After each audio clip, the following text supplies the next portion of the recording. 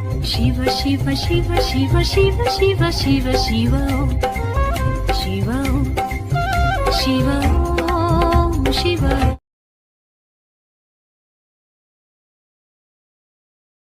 அடுத்ததாக நமது சங்கத்தினுடைய ஆசிரியர் திரு தொட்டியம் திரு பெரியசாமி ஐயா அவர்கள் குமாரசாமியத்தில் பலன்கூறும் சூட்சங்கள் என்ற தலைப்பில் பேச வருமாறு அன்போடு அழைக்கின்றேன். அனைவரும் அவரவர்களிடத்தில் அமருமாறு அன்போடு கேட்டுக்கொள்கின்றேன். குரு பிரம்மா குரு விஷ்ணு குரு தேவா மகேஸ்வரா குரு ஜாதா பரபரமம் தஸ்மை ஸ்ரீ குருவே நமக. இங்கு வருகை தந்திருக்கின்ற அனைத்து ஜோதிட பெருமக்களுக்கும் இச்சங்கத்தை சீரும் சிறப்பாக நடத்தி கொண்டிருக்கின்ற தலைவர், செயலாளர், பொருளாளர், துணைத் தலைவர், துணைச் செயலாளர், கௌரவ ஆலோசகர் மற்றும் உள்ளவர்களுக்கும் இந்த நிகழ்ச்சியை யூடியூப்பில் பார்த்துவிட்டு கருத்துரை வழங்கி கொண்டிருக்கின்ற ஜோதிட பெருமக்களுக்கும் கருத்துரை வழங்குவதோடு மட்டுமல்லாமல் பேச்சாளராகிய எனக்கு சளி பிடித்திருக்கிறது என்பதை உணர்ந்து இலவசமாக சளி மாத்திரை அனுப்பி கொண்டிருக்கின்ற என்னுடைய உடன் பிறந்த சகோதரி அம்மாள் அவர்களுக்கு முதற்கனியன் வணக்கத்தை உரித்தாக்கிக் கொள்கின்றேன். ஜோதி என்ற குருபதியும் வெள்ளி நீலனும் ஜொலிக்கின்ற கதிர்மதி செய்யும் கணக்கனும் பாம்பும் ஆதி என்ற ராசி 12க்குள்ளே அடக்கி வைத்தார் ஆயன் தானும் வாதி என்ற ஞானியும் பலவாறாக வையகத்தில் பூட்டி வைத்தார் வரிசையாக. இவற்றையெல்லாம் ஜெர்மனுக்கு சாதகமாக எடுத்துக்காட்டி சமத்தாக பலன் சொல்வதான் ஜோதிடம் என்று சொன்னார். எந்த தானத்திற்கு பலன் சொல்ல வேண்டும் என்றாலும் அன்னதானத்தை அன்னோர் லக்கினமாக கொண்டு பந்தித்த ஓரையாதிபதி 12 ராசிகளில் இருந்த தன்மை கொண்டு சிந்தித்து பலன்களையாம் செப்பிடுவாயின் குருவின் கடாச்சாத்தலை என்று சொன்னார். அந்த வகையிலே நானும் எம்முடைய குருநாதரை வணங்கி எனக்கு தெரிந்த ஒரு சில ஜோதிட கருத்துக்களை தங்களுடன் பகிர்ந்து கொள்ளலாம் என்றிருக்கின்றேன். குமாரசாமியம் என்ற நூலானது முருகப்பெருமானுடைய அருளால் அகத்திய முனிவரால் எழுதப்பட்டது.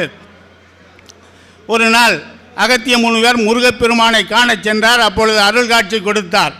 அப்பொழுது எழுதினார் பாடவர், உதவர் எண்ணிதாவது உதிக்கின் ஒரு கோணத்தில் ஒளிக்கு ஒளியேற்று உள்மழுங்கவும் உதைத்த பேர் அழகே, ஈனமில்ல புழுவுக்கு வந்து உடலும் உயிரும் தந்து தன்னுருவாய் இயற்றிய வேட்டுவ பேர் அதனையும் உரைப்பதற்காக ஆய்ந்து செய்வனை என்று சொன்னார்.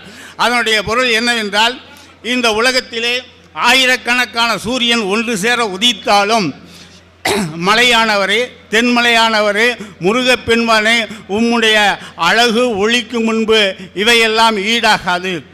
காட்டிலே புழு பூச்சிகளை கொத்தி தின்னுகின்ற அந்த மயிலுக்கும் உடலையும் உயிரையும் அழகையும் கொடுத்து தம்முடன் இணைத்து கொண்டு மயில்வாகனன் என்ற பெயரை பெற்ற எம்மாள் முருகப்பெருமானை அப்படின்னாரு.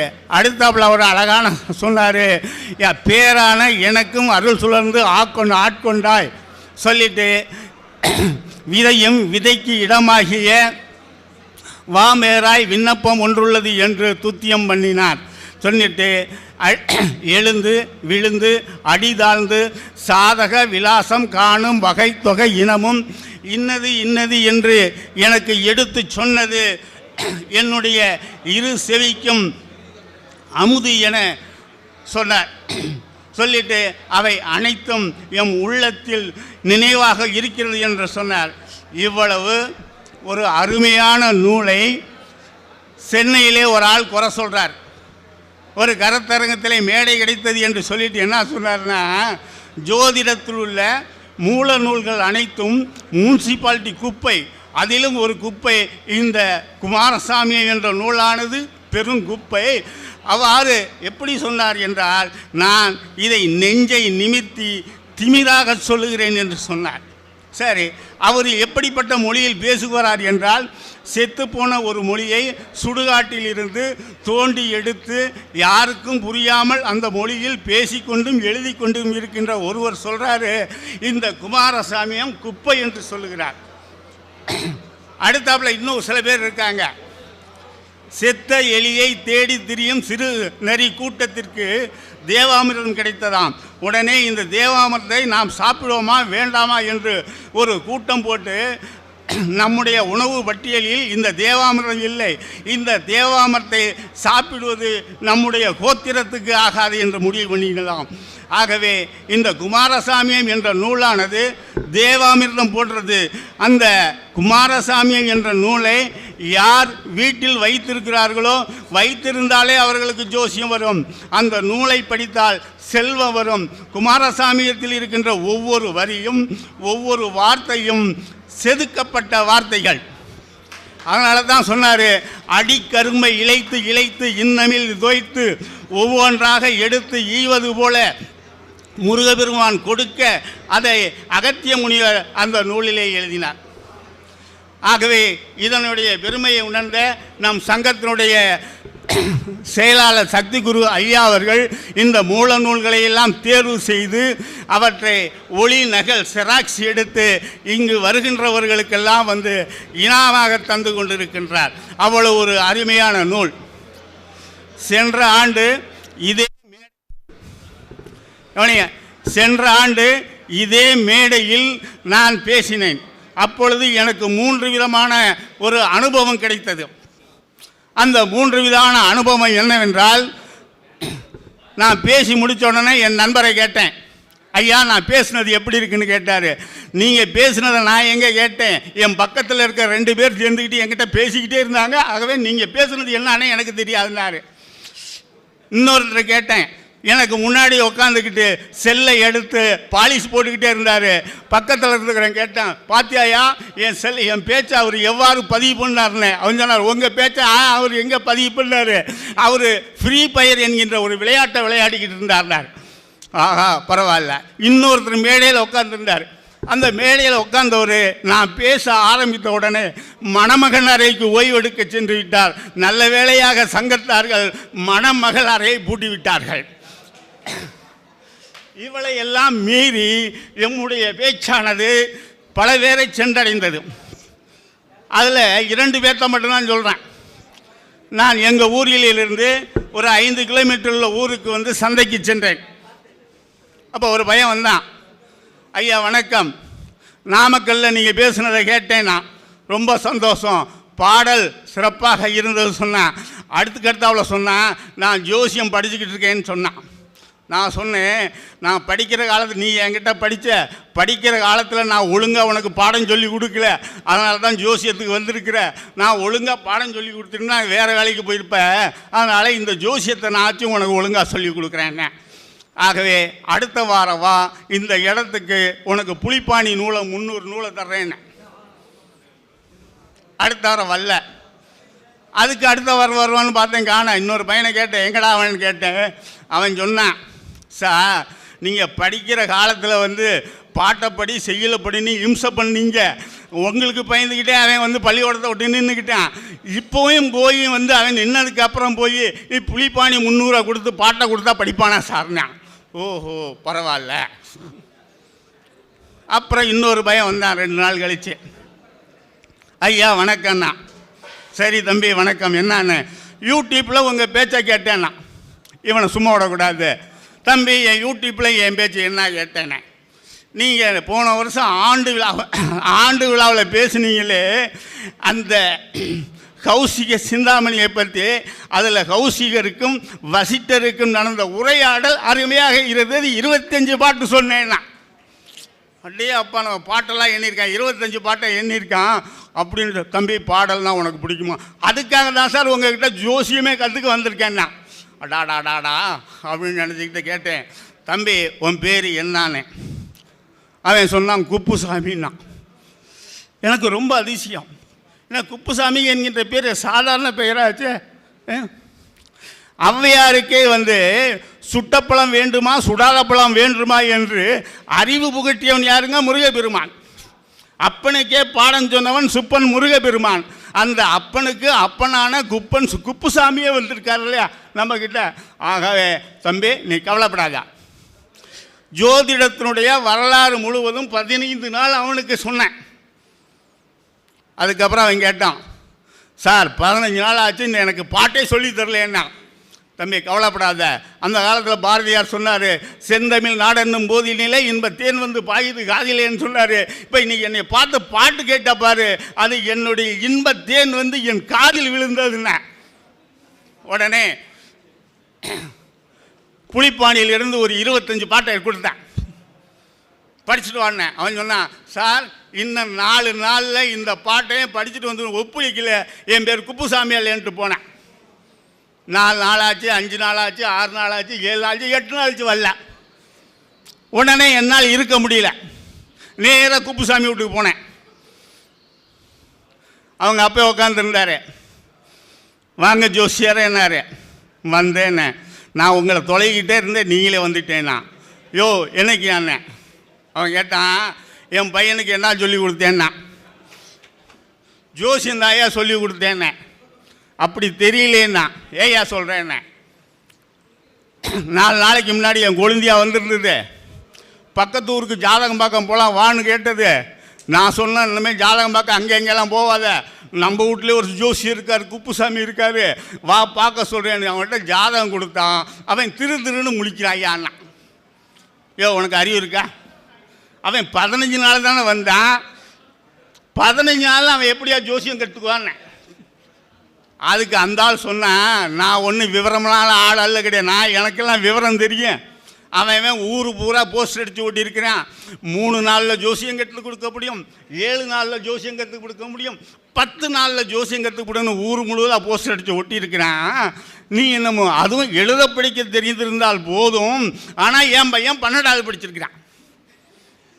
ஓஹோ, இந்த ஆள் விவரமான ஆள் தான், நம்ம இவர்கிட்ட அடக்கி வாசிக்கணும். ஐயோ ஒன்றும் கவலைப்படாத, நானே 25 வருஷமாக ஜோசியம் படிச்சுக்கிட்டு இருக்கிறேன், பார்த்துக்கிட்டு இருக்கேன், நானே ஒரு அறகுறை தான் அப்படின்னு. அதுக்கு அவன் சொன்னேன், நீ அறகுறையாக இருக்கலாம், ஆனால் என் குப்புசாமி அறிவாளி பையன். சரி, அந்த அறிவாளியை தாயா பார்க்க வந்திருக்கேன், கூப்பிடுவாங்க. அவன் புனைங்கிட்டு போயிட்டான். அவனை கூப்பிடுறதுக்கு தான் எங்கள் வீட்டுக்காரம்மா போயிருக்காங்க, இன்னும் கொஞ்ச நேரத்தில் வந்துடுவாங்க. ஏய்யா என் சாமியை திட்டுனேன்னு. அவன் சொன்னான், ஒன்றால் தான்னா. எதுக்கியா ஒன்று? நான் என்னையா பண்ணேன்னே? நீ என்னமோ ஒரு புஸ்தகத்தை கொடுத்த. அவன் ராத்திரி 12 மணிக்கு உட்காந்துக்கிட்டு ஆரப்பா பாரப்பா ஆரப்பா பாரப்பா ஊரப்பா சீரப்பா கேளப்பா அந்தப்பா இந்தப்பா ஊரில் இருக்க அப்பா எல்லாம் படிக்கிறான். 12 மணிக்கு வந்து படிக்க ஆரம்பித்த உடனே ஊருக்காரன்லாம் என்கிட்ட சண்டைக்கு வந்துட்டான். உன் பையனுக்கு என்னமோ ஆகி போச்சு, அதனால் நீ கண்டறிஞ்சு பாரியான்னா. அப்புறம் தான் பார்த்தேன், சரி நம்ம இந்த புஸ்தகத்தை படிக்காத அப்படின்னு சொல்லிவிட்டு அந்த புஸ்தகத்தை நான் வாங்கி வச்சுக்கிட்டேன், அதனால் கோச்சிட்டு போயிட்டான்னா. சரி குப்புசாமி வரட்டும், இன்னும் சத்தம் போட்டு படிக்க வேண்டாம், மனசுக்குள்ளே படிக்க சொல்கிறேன்னா. அவன் சொன்னேன், எனக்கு என் பையனுக்கு ஜாதகம் சொல்லி கொடுக்குன்னா எனக்கு ஒரு உறுதி கொடுக்கணுன்னா. என்னையா உறுதின்னே? என் பையனுக்கு ஏதாச்சும் ஆச்சுன்னா நீ தான் பொறுப்புன்னா. நான் சொன்னேன், யோசனை பண்ணிட்டு வர்றேயான்ட்டு வந்துட்டேன். சரி பஸ்ஸில் உட்காந்தேன். ஒரு ஆள் வந்தான், எங்கே சார் இவள்? நான் அவரு வாத்தியார். நான் சொன்னேன், இது மாதிரி குப்புசாமிகிட்ட போனேன்னு. குப்புசாமி அப்போ அகராதி பிடிச்ச ஆளுன்னா. நான் சொன்னேன், ஏன் எப்படி சொல்கிறேன்னே உனக்கு தெரியுமாண்ணே? அட ஏன் சார் அந்த கதையை கேட்குறீங்க? குப்புசாமி என்கிட்ட 9வது படித்தான். சரி எது கேட்டாலும் தெரியாதுங்கிறான்னு சொல்லிவிட்டு அந்த வருஷம் நான் அவனை பெயில் போட்டேன் சார். உடனே அவங்க அப்பா வந்தான், ஏயா என் பையனை பெயில் போட்டேன்னா? உன் பையன் ஒழுங்காக படிக்கலை அதனால் ஃபெயில் போட்டேனே. அதுக்கு அவன் சொன்னேன், நீங்கள் ஒழுங்காக சொல்லி கொடுக்கல, அதை சொல்லுங்கள் அவன் ஒழுங்காக சொல்லி கொடுத்தா ஒழுங்காக பாஸ் பண்ணியிருப்பான்ல. அதனால் 2 பேர்த்துக்கு பிரச்சனை ஆயிடுச்சு. தலைமை ஆசிரியர்கிட்ட போனோம், அந்த பஞ்சாயத்து அவரால் தீர்க்க முடியல. அதுக்கப்புறம் அந்த சமயம் பார்த்து அதிகாரி வந்தார், அவர் வந்து பஞ்சாயத்தை தீர்த்து விட்டார்னா. ஓஹோ, என்னையா பஞ்சாயத்து தீர்த்து விட்டார்னே? ஒன்றும் இல்லை, குப்புசாமியை கூப்பிட்டாரு. தம்பி, நான் கேட்குற கேள்விக்கெல்லாம் நீ பதில் சொன்னா உன்னை பாஸ் போட்டேன்னாரு. அவனும் ஊன்னா. அந்த ஆள் வந்தாள் கேட்டார், தம்பி பகலில் ஆந்தைக்கு கண் தெரியுமான்னு கேட்டான். உடனே குப்புசாமி சொன்னார், தெரியாதுன்னு சார்ட்டான். 2வது கேள்வி கேட்டான், பகலில் இது ஆமைக்கு வேகமாக ஓட தெரியுமா? சார் தெரியாது சார். 3வது கேள்வி கேட்டார், பகலில் நட்சத்திரம் தெரியுமா? தெரியாது சார். உடனே அந்த அதிகாரி குப்புசாமியை கட்டி அணைத்து ஆனந்த கண்ணீரால் அவனை நீராட்டி, இவ்வளவு அறிவான பையனை ஏயா ஃபெயில் போட்டேன்னு 2 திட்டு திட்டிட்டு பாஸ் போட்டு விட்டு போயிட்டா சார் அப்படின்னு சொல்லி அவர் பஸ் ஸ்டாண்டில் வந்து இறங்கிட்டார். ஆகா, ஒரு அறிவாளி பையனுக்கு ஜோசியம் சொல்லாமல் நான் விட்டுட்டேன்னு ரொம்ப வேதனைப்பட்டேன். 1 வருஷம் ஆச்சு, மறந்துட்டேன். அப்போ குப்புசாமி ஊருக்கு கிழக்கால ஒரு 4 கிலோமீட்டருக்கு ஒரு ஊருக்கு எனக்கு ஒரு வேலை இருந்து போயிருந்தேன். அப்போ ஒரு போர்டை பார்த்தேன், இங்கு ஜோதிடம் பார்க்கப்படும் இருந்தது. சரி, நம்ம சகோதரர் யாரோ இருக்காரு, யாருன்னு பார்க்கலான்னு சொல்லிட்டு படித்தேன். ஜாதகம், எண்கணிதம், வாஸ்து, பிரசன்னம், ஜாமக்கோளாரிடம் சிறப்பாக பார்த்து சொல்லப்படும் சொல்லிட்டு அடுத்தவர் சொன்னார், முன்பதிவு அவசியம்னாரு. நம்ம ஒரு ஜோசியத்துக்கே இந்த தடுமாறிக்கிட்டு இருக்கோம். ஆனால் இவர் பார்த்தீங்கன்னா 5 ஜோசியம் பார்க்குறாரு. கண்டிப்பாக இவரோட பார்த்து கையை காலை பிடிச்சி, நம்ம ஜோசியத்தில் நிறைய சந்தேகங்கள்லாம் இருக்குது, அதை இவரை பார்த்து நாம் தெரிந்து கொள்ள வேண்டும் அப்படின்னு முடிவு பண்ணிவிட்டு மேலே படித்தேன். பாரம்பரிய ஜோதிடர், ஜோதிட ரத்னா, ஜோதிட சக்கரவர்த்தி, பரிகார செம்மல் போட்டிருந்தது. அடையே அப்பா 4 பட்டம் வாங்கியிருக்காரு, பெரிய ஜோசியர் தான் சொல்லிட்டு அடுத்தாவில் படித்தேன். குப்புசாமி எம்ஏ ஆஸ்ட்ரோன்னு போட்டிருந்தது. எனக்கு என்ன ஆயிடுச்சுன்னா, ஒருவேளை நம்ம குப்புசாமியாக இருப்பாரோ? இல்லை, இருக்கிறதுக்கு வாய்ப்பு கிடையாது. எல்லா படிப்பும் படிச்சிடலாம், எல்லா பட்டமும் வாங்கிடலாம். ஆனால் எம்ஏ பட்டம் வாங்கணும்னா 1ஆவதுலேருந்து 17 வருஷம் ஃபெயிலாகாமல் படித்தா தானே எம்ஏ பட்டம் வாங்க முடியும். ஆனால் குப்புசாமி எம்ஏன்னு போட்டிருக்கு அப்படின்னு எனக்கு ஒரு சந்தேகம் வந்துச்சு. சரி, விடக்கூடாது அப்படின்ட்டு பக்கத்தில் ஒரு கடைக்காரன்ட்ட கேட்டேன். போனேன். என்ன சார் ஜோசியம் பார்க்கணுமான்னா, அந்த ஜோசியரை பார்க்கணுமான்னா. நான் எப்படியா தெரியும்னு கேட்டேன். நீங்கள் போர்டை ஊற்று பார்த்துக்கிட்டு இருக்கும்போதே நான் கணிச்சிட்டேன்னா, நீ பெரிய ஜோசியர் தாயா அப்படின்னு சொல்லிட்டு, நீங்கள் ஒன்றும் யோசனையே பண்ண வேண்டாம் சார், தமிழகத்திலே இவளை போல் ஒரு பெரிய ஜோசியரே இல்லை, அவர் சொன்னது போல் நடக்கும், இன்னும் கொஞ்சம் நேரத்தில் கும்பல் சரியாக சேர்ந்துடும் அப்படின்னு சொல்லிவிட்டு வெத்தலை பார்க்க கையில் கொடுத்துட்டு போங்க சார்னா. நானும் வேகமாக கிட்டுக்கிட்டுன்னு போனேன். போன உடனே பார்த்தா நம்ம குப்புசாமி நின்றுக்கிட்டு இருந்தான். உடனே எனக்கு என்ன ஒரு சந்தேகம் வந்துச்சுன்னா, இந்த ஆஸ்பத்திரிலாம் டோக்கன் கொடுத்து 1 2ன்னு தள்ளி விடுவாங்கல்ல, அதுபோல் இந்த ஜோசியர்கிட்ட இவர் அசிஸ்டண்ட்டாக இருப்பான் அப்படின்னு நினச்சிட்டு, என்ன குப்புசாமி ஜோசியர் இருக்காருன்னு கேட்டான்.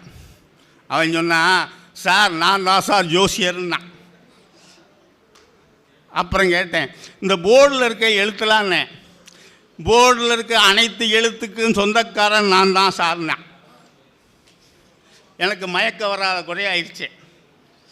அதுக்கப்புறம் சார் நீங்கள் வெயிலில் வந்திருக்கிறீங்க, உட்காருங்க நான் விவரம் சொல்கிறேன்னா. சரி சொன்னான். சார் இந்த எங்கள் வீட்டுக்கு நீங்கள் கோவிச்சிக்கிட்டு போனீங்கல்ல, உடனே எங்கள் அப்பன்கிட்ட போய் சண்டை போட்டேன். நான் வச்சுருந்த காசை எடுத்து போட்டு ஒரு செல்ஃபோன் வாங்கினேன். செல்ஃபோன் வாங்கி யூடியூப் பார்த்தேன், ஜோசியர் ஆகிட்டேன். என்னன்னா யூடியூப் பார்த்து ஜோசியர் ஆகிட்டானா? ஆமாம் சார், நான் இந்த அளவுக்கு வளர்ந்துருக்கிறேன்னா, உயரமாக வளர்ந்துருக்கிறதுக்கு காரணமே இந்த ஜோசியத்தில் யூடியூப் பார்த்த ஒரே ஒரு பாடல் இருக்கிற 4 விதிகள் தான். நான் சொன்னேன், 1000 தலைவாங்கி அபூர்வ சிந்தாமணி மாதிரியே நான் 1000க்கு பேருக்கு மேற்பட்ட பாடல் படிச்சிருக்கிறேன். எனக்கு வராத ஞானம், எனக்கு வராத ஜோசியம் குப்புசாமி உனக்கு வந்துருச்சேன்னா. அவன் சொன்னான், சார் கேட்கறதுல ஒரு முறை இருக்குது, படிக்கிறதுல ஒரு முறை இருக்குது, நீங்கள் முறையறிஞ்சு படிச்சிருந்தா உங்களுக்கு ஜோசியம் வந்திருக்குண்ணா. அதான் சொன்னேன், கற்றல் நன்று கற்றலின் கேட்டல் நன்று. நான் இவ்வளவு காலமாக பல பேர்த்துக்கு பல நாள் அடித்த விபூதியை ஒரே நாளில் எனக்கு அடிச்சுட்டான் சேர்த்து. நான் சொன்னேன், சரி குப்புசாமி அந்த 4 விதியை சொல்லுன்னேன். அவன் சொன்ன, 4 விதியை நான் சொல்லணுன்னா நீங்கள் என்னுடைய 3 நிபந்தனையை ஏற்றுக்கொள்ள வேண்டும். பாருங்க, 4 விதி அவன் சொல்லணும்னா 3 நிபந்தனை, அவன் விதிக்கிற 3 நிபந்தனை நான் ஏற்றுக்கணும். சரி குப்புசாமி சொல்லுன்னேன். அந்த 4 விதியும் எந்த பாடலில் வருகிறது அந்த பாடலை சொல்லணும். சரி ஏற்றுக்கிட்டேன். அந்த பாடல் இடம்பெற்ற நூல் எது எடுத்துக்கிட்டேன். அடுத்த வினா ரொம்ப முக்கியம் சார்னா.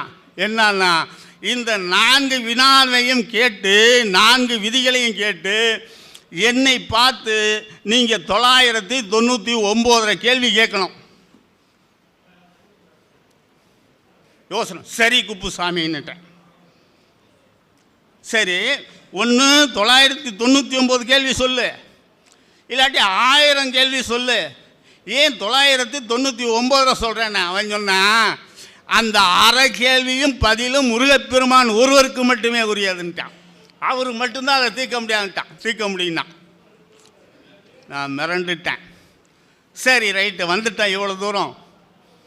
அந்த 4 விதிக்கு நான் ஒத்துக்கிறேன், உன் நிபந்தனைக்கு ஒத்துக்கிறேன், 4 விதியும் சொல்லுன்னா பேப்பர் பென்சிலை கொடுத்தான். எழுத ஆரம்பித்தேன். சார் தலைப்பு போடுங்க சார். நான் என்னடா தலைப்புன்னேன்? குப்புசாமியின் 4 விதிகள். போட்டாச்சா? போட்டாச்சு. குப்புசாமியின் 4 விதிகள். முதல் விதி, கவனமாக கேளுங்க, என்னை எக்காரணத்தை கொண்டு கேள்வி கேட்கக்கூடாது. முதல் விதி, ஒரு கிரகம் தன்னுடைய தசாபுத்தியில் தான் நின்ற பாவத்தின் வழியாக நன்மையான பலனையோ தீமையான பலனையோ தருகின்றது. எழுதிக்க. சரி, எழுதியாச்சு. எழுதிச்சா? இரண்டாவது விதி சொன்னான், 12 பாவத்தையும் 6ஆக பிரிச்சுக்க. 1 லக்கண பாவம், 2வது 5, 9, 3வதாக 4, 7, 10. அடுத்தாவது சொன்னார் 2, 11, அடுத்தாப்புல 3, அடுத்தாப்புல 6, 8, 12. பிரிச்சுக்கிட்டீங்களாண்ணே? இந்த 6, 8, 12 மட்டும் சிவப்பு ஸ்கெட்சில் அழுத்தம் திருத்தமாக கோடு போடணும். நான் சொன்னேன், எதுக்குன்னு கேட்டேன். சார் கேள்வியெலாம் கேட்கக்கூடாது, நீங்கள் கேட்குற கேள்வி எதாக இருந்தாலும் 999 தான் இருக்குது, 99 தான் இருக்குண்ணா. சரின்னுட்டேன். 2 விதி முடிஞ்சு போச்சு. 3வது விதி,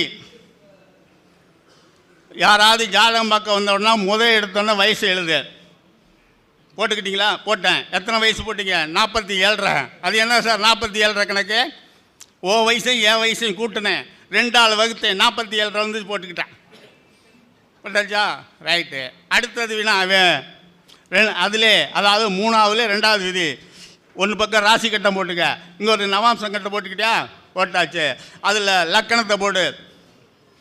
ராசி கட்டத்தில் எந்த இடத்துல லக்கணம், நவாம்ச கட்டத்தில் லக்கணம் போட்டுக்கிட்டியா? ரைட், போட்டாச்சு.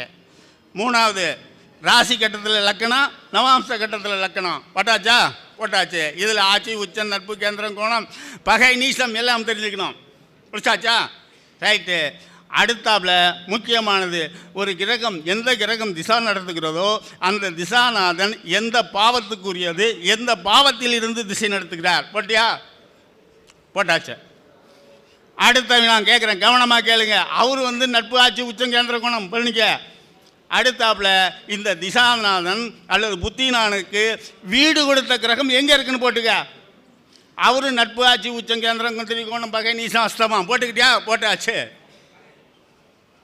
அடுத்தாப்புல 12 கிரகங்கள், 9 கிரகங்கள், மற்ற கிரகங்கள் எங்கே இருக்குன்னு போட்டுக்கிட்டியா? அடுத்தாப்புல இந்த திசாநாதன் புத்திநாதனோட தொடர்பு கொண்ட கிரகங்கள் என்ன? போட்டாச்சு.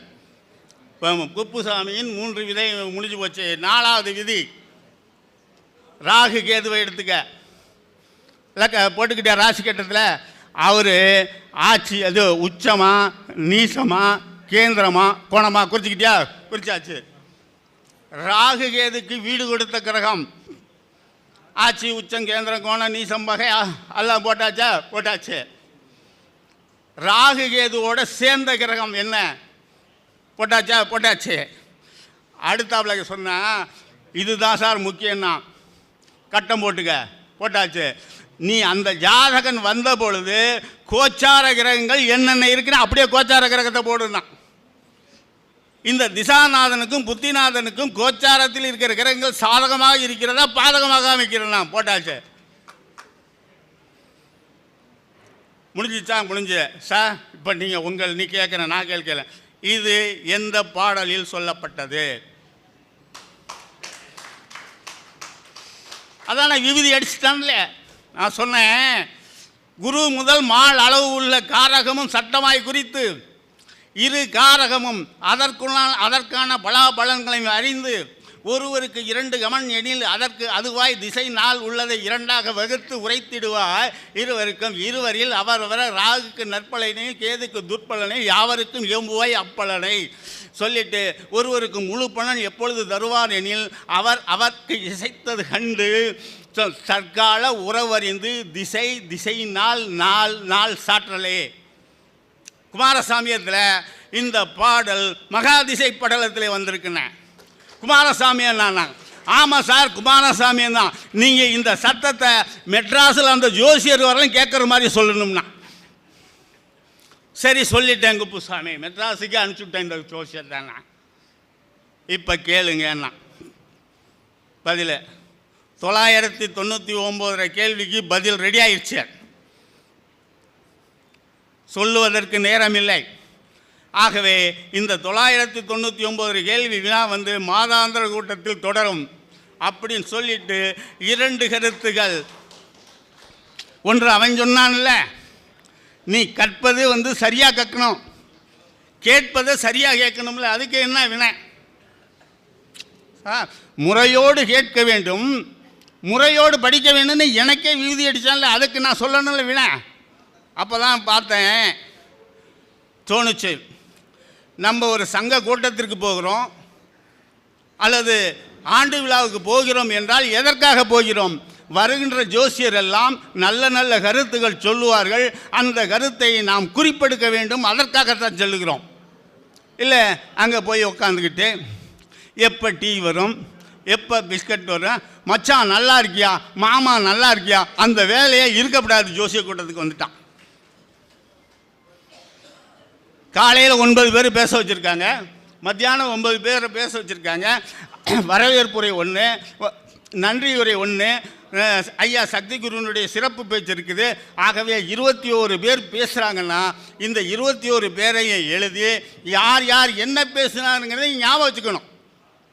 சென்றார், ஐயா பேசினார், அவஸ்தையை பற்றி பேசினார்.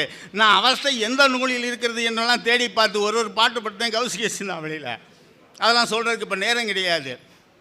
ஆகவே இவ்வாறு தேடி கண்டுபிடித்து டீ வரும் போகும், பிஸ்கட் வரும் போகும், சாப்பாடு வரும் போகும், அதை பற்றிலாம் கவலைப்படையாது. செல்லை தொடக்கூடாது, கடிகாரத்தை பார்க்கக்கூடாது. உன்னுடைய கவனம் எல்லாம் பேசுவது யார் பேசுகிறாங்களோ அவங்கள்ட்ட தான் இருக்கணும். இதைத்தான் குப்புசாமி எனக்கு அறிவுரை சொன்னார். உங்களுக்கு இல்லை, எனக்கு தான். சரி, ரைட்டு.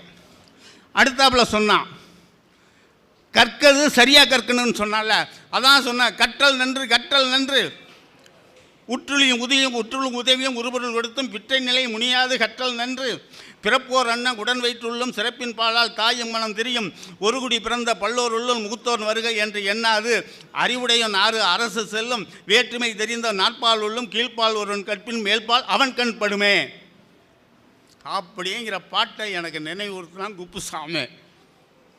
சரி, கற்றல் நன்று ஒரு கற்றலில் முடிச்சிருக்கலாம்ல. இது பாண்டிய மன்னன் ஆரிய படை கடந்த நெடுஞ்செழிய மன்னன் எழுதின பாட்டை எனக்கு குப்புசாமி ஞாபகப்படுத்தி விட்டான். இங்கே இருந்து கங்கை ஆற்று வரலையும் படையெடுத்து சென்று கங்கை நீரை அங்கிருந்து கொண்டு வந்து கண்ணகிக்கு கோயில் கட்டின அந்த ஆரிய படை கடந்த நெடுஞ்செழியன் எழுதிய பாட்டை எனக்கு குப்புசாமி நினைவுபடுத்தினான்.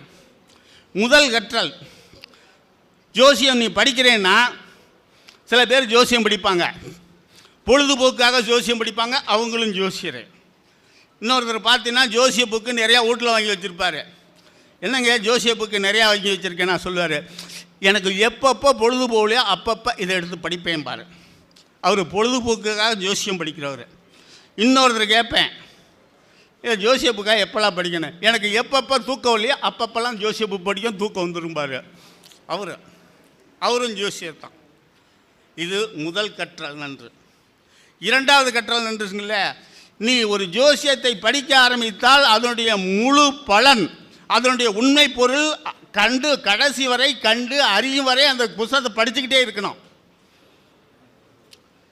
எவ்வளவு காலமானாலும் சரிங்க. அதுக்கு தான் உதாரணம் சொல்லுவாங்க. ஒரு முனிவன் காட்டுக்கு சென்று தவம் இயற்றினார் என்றால் அந்த தவத்தினுடைய உண்மை பொருள் அந்த தவம் சித்தி அடைகின்ற வரை அந்த தவத்தை அவன் கைவிட மாட்டான். அதே போல் ஜோசியம் படிக்கின்ற யாராக இருந்தாலும் ஜோசியத்தினுடைய உண்மை பொருள் கடைசி வரை எத்தனை வருஷம் ஆனாலும் பரவாயில்லைங்க, புஸ்தகத்தை படிச்சுக்கிட்டே இருக்கணும். படிச்சுக்கிட்டே இருந்தால் அது சித்தியாகும். இது 2வது கற்றல் நன்று. 3வது கற்றல் நன்று சொன்னார். பிட்டை நிலை முனியாது கற்றல் நன்றுனார். அதுக்கு பேர் என்ன தெரியுங்களாங்க? நீ ஜோசியம் படிக்கிற காலத்தில் உனக்கு பலவிதமான சோதனை வரும், இன்பம் வரும், துன்பம் வரும், கஷ்டம் வரும், வறுமை வரும், அன்னை வைவான், தம்பி வைவான், எவன் ஊரில் இருக்கலாம் ரொம்ப மோசமாக பேசுவான். அதை பற்றிலாம் கவலை பண்ணக்கூடாது. அதான் பிட்டை நிலை முனியாது கற்றல் வேண்டும். இவ்வாறு கற்று முடிச்சிட்டின்னா இந்த ஊரிலே பெரிய ஜோசியர் நீ தான். எவன் திட்டுனானா அவன்லாம் உன்னை பார்த்து என்ன சொல்லுவான்? ஒரு நல்ல ஜோசியர், எங்கள் ஊரில் ஒரு நல்ல ஜோசியர் இருக்கார், எங்கள் தெருவில் ஒரு நல்ல ஜோசியர் இருக்கார், எங்கள் பஞ்சாயத்தில் ஒரு ஜோசியர் இருக்கார் நல்ல ஜோசியர், எங்கள் பக்கத்து ஊரில் இருக்கிற ஜோசியர் நல்ல ஜோசியர்னு சொல்லுவான். அதுதான் உனக்கு கொடுக்குற பட்டங்களிலே மிகப்பெரிய பட்டம். அதை விட்டு என்னென்னோ பட்டம் போட்டுக்கிறீங்களே, அத்தனை பட்டங்களும் காற்றில் பறந்து வந்த வெற்றி சீட்டு. உன் பின்னாடி போடுறல எழுத்து, அந்த எழுத்துக்கள் எல்லாம் தண்ணீரில் எழுதப்பட்ட எழுத்து, எந்த விதமான பிரயோசனம் இல்லை. ஒரு ஜோசியன் எக்காரணத்தை கொண்டு விளம்பரம் தேட மாட்டான். பலாப்பழத்தை உடைத்து வைத்து ஈக்கு இன்விடேஷன் கொடுத்து விருந்துக்கு வா என்று அழைக்க தேவையில்லை. அது பலாப்பழத்தை உடைச்சிருந்தா அது தானாக வந்துடும். ஆகவே நீ நல்ல ஜோசியம், நல்ல ஜோசியம் ஆரம்பிக்கு தான் எங்கெங்கெல்லாம் வந்துடுவான். நீ டிவி ஸ்டேஷனுக்கு போக வேண்டியதில்லை. போய் உக்காந்துக்கிட்டு மேக்கப் போட்டுக்கிட்டு அந்த ராசிக்காரங்க அப்படி இருப்பாங்க, இந்த ராசிக்காரங்க இப்படி இருப்பாங்க, அவரு முதலமைச்சர் ஆவார், இவரு முதலமைச்சர் ஆவார், அடுத்தாப்புல சொல்லுவார். அந்த அவரு இவரு எவரு எல்லாம் வீட்டை சுற்றி வந்துக்கிட்டே இருப்பாங்க. ஆகவே அது மட்டுமல்லாமல் தமிழ்நாட்டில் சில பேர் இருக்கான், ஜோசியம் பொய், ஜோசியம் ஏமாத்து வேலை இப்படின்னு சொல்லக்கூடிய ஆள்கள் எல்லாம் நீ நல்லா ஜோசியம் படிச்சிருந்தீங்கன்னா ராத்திரி முக்காடு போட்டுக்கிட்டு வந்து தலையில் துண்டை போட்டுக்கிட்டு வந்து யார் வீட்டுக்கோ போகிறது மாதிரியா வீட்டுக்கு வந்து ஜோசியம் பார்த்துட்டு போவான்.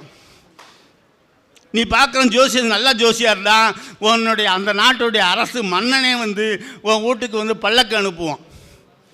நீ ஏழை குடிலில் இருந்தாலும் உன்னை தேடிக்கிட்டு எங்கெங்கெல்லாம் வந்து வருவார்கள். ஆகவே இன்னும் நிறைய கருத்துக்கள் இருக்கிறது. இருந்தாலும் கடைசியாக ஒரே வரி சொல்லிட்டு முடிக்கிறேன். நல்லது செய்தல் ஆற்றீராயினும் அல்லது செய்தல் ஓம்புமின்னு ஒரு ஆள் சொன்னான். அதாக இந்த ஜோதிட துறைக்கு வந்து நல்ல கருத்துக்களை சொல்லிவிட்டு போவது தான் ஒரு முறை. அதை விட்டு அது குப்பை இது குப்பை என்று சொல்லாமல் நல்லா சொல்லணும். ஜோசியம்னா ஜோசியனாக இருக்கணும், ஜோசியம்னா ஜோசியனாக இருக்கணும், ஜோசியம்னா ஜோசியமாக இருக்கணும். ஆகவே நீங்கள் கற்றுக் கொடுத்த, அதாவது நீங்கள் இவ்வளவு கஷ்டப்பட்டு கற்ற அந்த கருத்து இருக்கு பாருங்கள், இந்த கருத்தை பலருக்கும் நீங்கள் சொல்லித்தர வேண்டும். அவ்வாறு சொல்லித்தந்தால்தான் நீங்கள் ஜோதிடம் கற்றதனுடைய பலன் உங்களுக்கு நிறைவாக அடையும். ஆகவே இன்றைக்கி சொல்ல மாட்டேன், நாளைக்கு சொல்ல மாட்டேன், நாளான்னைக்கு வா, அன்னைக்கு வேணால் இழுத்து அழைக்கக்கூடாது. நம்மக்கிட்ட யார் வந்து ஜோசியத்தில் சந்தேகம் கேட்டாலும் உடனே சொல்லி கொடுக்கணும். அதுதான் நல்லது செய்தல் ஆற்றிடாயினும் அல்லது செய்தல் ஓம்பும் என்றாங்க. ஆகவே என்ன சொல்கிறேன், நான் ஜோசியத்தை அப்டேட் பண்ண போகிறேன், இல்லை ஜோதியத்தில் ஒரு ஆப்பு போட வேணும், ஒரு ஆப்பை உருவாக்க வேண்டும்னு சொல்லிவிட்டு ஜோசியத்திற்கு ஆப்பு வைக்க வேண்டாம் என்று சொல்லிவிட்டு இந்த சங்கத்தின் சார்பாக இவ்வளவு நேரம் பேச வாய்ப்பளித்த சங்கத்தாருக்கு நன்றி கூறி விடைபெறுகிறேன். நன்றி, வணக்கம்.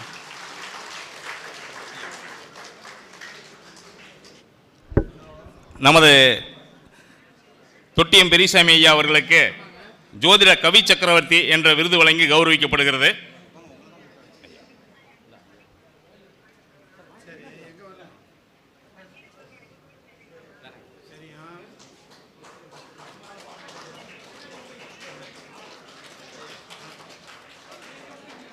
சக்தி உள்ள வாங்க.